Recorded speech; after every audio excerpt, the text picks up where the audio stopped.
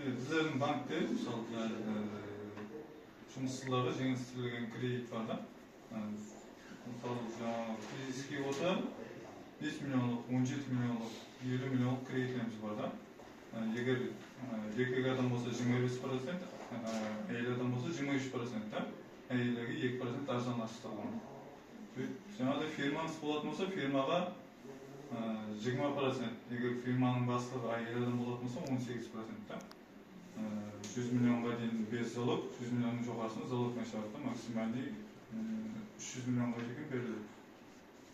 Әйел адам болса 18% беріледі. 6 жылға дейін. Сөйтті 17 миллион кредитті кепіл ямасы суғыртамен шығады. Бірақ 50 миллион кредитті тек кепілмен шығады.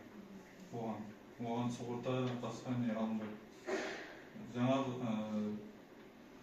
фирмаға берілетін кредитлерде тек 100 миллион сомға шекем без залог шығады. Жаңағыдай залог кепіл есеп шықпайды, тек фирманың өзі болса болды, фирманың 100 миллион. Бірақ 100 миллионның үстіндегісіне залог қойылу керек болады.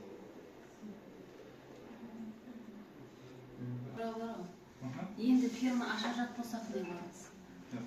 Отырамыз? Енді фирма аша жат болса, оған кредит бере аласыз ба?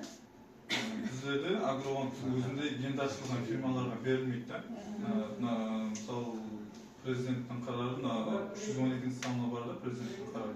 Сол бойынша кемінде 1 жыл істеп тұрған болу керек та. Кемінде, мысалы, бүгін 2025 жыл апрель болса, 2024 апрельден бастап кемінде істеп тұрған фирма болу керек. Соларға беріледі да.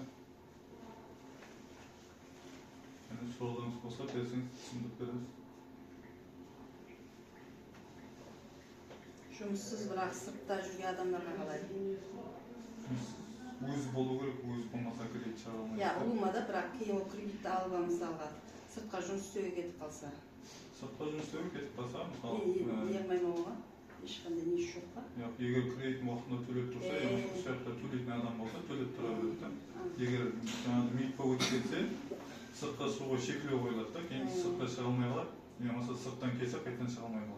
Бірақ ала береді, мысалы Қазақстан, Россия барып жұмыс істеп барып келіп жүрген адамдар. Сояқта, мысалы, Нөксөренің адресінде жұмыссыз болу керек та. Өзін-өз бәнділеу керек екен. Кепіл болады, сол болмаса, кепілдер төлеп тұрады.